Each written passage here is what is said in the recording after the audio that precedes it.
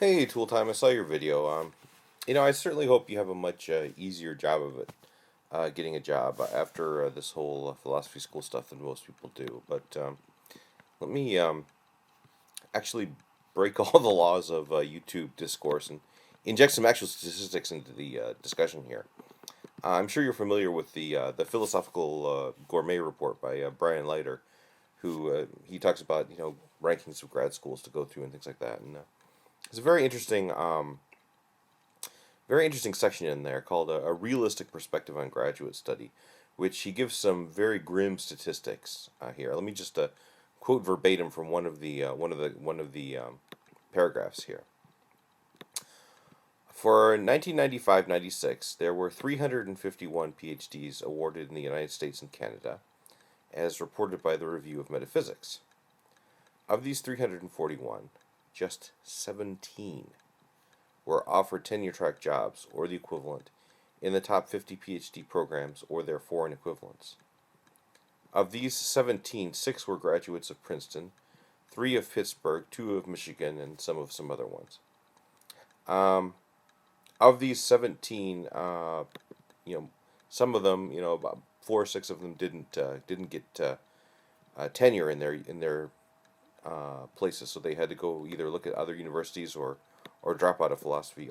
I would still maintain, however, that getting a degree in philosophy is something which it's. I mean, like anything else, I guess it's a lot easier to do if you are of independent means and if you already are part of the leisure class, and it's almost impossible to do if you're not part of the leisure class already. Um, Let me just, as a point of departure, let me take your final words of advice to Veritas there. You said you should take philosophy classes just because they're like it's a great personal experience, right? You're interested in your philosophy classes. You go to philosophy class and it's cool things to listen to. It's not things. Even if you don't get a job in philosophy, I mean, it's a great way to spend part of your 20s, right? Tool time. The only way that you could give this advice is if you are already a member of the leisure classes, right? Um, you know, Not everybody. I mean, say it. I went to school at Purdue, right? So a couple cornfields over from Illinois. So it's like I know, going to school in Illinois is not as expensive as it is in other places. But I mean, still, it's going to cost you around $100,000 to do your degree, right? I hate to tell you this, but it's like most people in their 20s cannot take $100,000 and spend it on a cool personal experience, right? I mean, just compare it with this advice, right?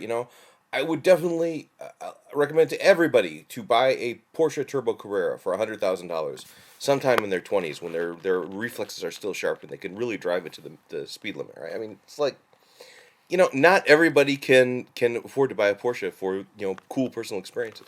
Not everybody can afford to pursue a degree in philosophy and you know just for the cool personal experience of it. So if you're not paying for it, if your parents are paying for it, or if you're getting a scholarship, somebody else is paying for it. That's one thing, right? But if you yourself are like sitting there writing the checks for this $100,000, um, you really thinking to. I mean, if you can do that, if you can write a check for $100,000 and not think about the potential financial returns that you'll get from that, okay, hats off, right? Great. I'm not in that position, and I'm in my 40s, okay? So it's like I can't, if I spend $100,000 on something, I really have to think about the financial returns that I'll get for that, right?